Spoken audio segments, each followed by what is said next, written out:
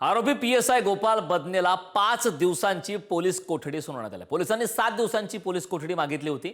आरोपीचा दोष नाही, त्याला गोवलं जाते असं आरोपीच्या वकिलांचं म्हणणं आहे।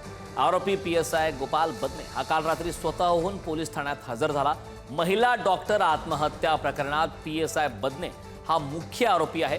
बदने फलटण ग्रामीण पोलीस ठाण्यात शरण आला, तर पोलिसांना शरण आल्यानंतर आरोपी बदने यांनी मी प्रामाणिक आहे, माझा पोलीस प्रशासनावर विश्वास आहे अशी प्रतिक्रिया दिली। आरोपी गोपाल बदनेचे वकील राहुल धायगुडे यांच्याशी बातचीत केली आमचे प्रतिनिधी साई सावंत।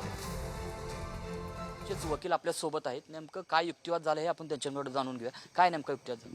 त्या आरोपीला या केसमध्ये अक्सापोटी गुंतवलं असा आमचा पहिला युक्तिवाद होता।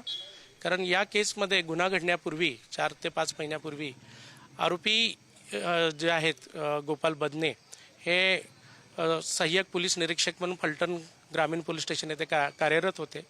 त्यांच्या कामाचा भाग म्हणून त्यांनी काही आरोपी अटक केले होते। हे आरोपीच नाही तर इतर जे पोलीस स्टाफ कर्मचारी यांनी काही आरोपी अटक केले होते आणि ते आरोपी अटक केल्यानंतर त्यांच्या तपासाचा भाग म्हणून त्यांना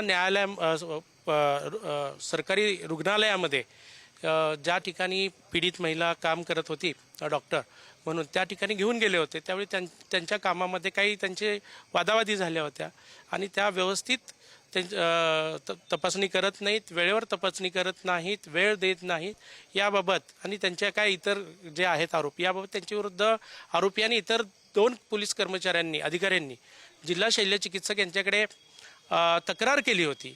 त्या तक्रारीचा रोष मनात धरून ह्या आरोपीला खोट्या केसमध्ये गुंतवलेलं आहे, हा आमचा पहिला युक्तिवाद होता। आता तुम्ही कोर्टामध्ये येत असताना आरोपी देखील तुमच्याशी चर्चा करत होते, नेमकं आरोपीचं म्हणणं काय होतं? आरोपीचं म्हणणं होतं की त्याला खोट्या केसमध्ये आधीच्या भांडणामुळे वादातून गुंतवलेलं आहे आणि या केसमध्ये 2 आरोपी आहेत। दुसऱ्या आरोपीच्या विरुद्ध आरोप आहेत मी म्हणतोय, त्याची सत्यता मी शेवटी तपासातच कळणार आहे, पण त्याच्या विरुद्ध देखील आरोप आहेत की तो तिला त्या ठिकाणी म्हणजे जो दुसरा आरोपी आहे प्रशांत बनकर याच्या ती पीडित महिला डॉक्टर राहत होत्या आणि तिथे राहत असताना त्यांना प्रशांत बनकर हा जो घरमालकाचा मुलगा आहे गेली 4 महिने शारीरिक मानसिक कंटिन्यू त्रास देत होता असा तिचा आरोप आहे। त्यामुळे या केसला दोन्ही अँगल आहेत। त्यामुळे नक्की आत्महत्या कुणामुळे केली काय गेले ते तपासात दिसेलच आपल्याला। जो मुख्य आरोपी आहे बदने याला देखील आता कोर्टाने देखील 4 दिवसांची पोलीस कस्टडी सुनावण्यात आलेली आहे। कॅमेरामन निखिल करंदीकर सह मी साई सावंत, पुढारी न्यूज, सातारा।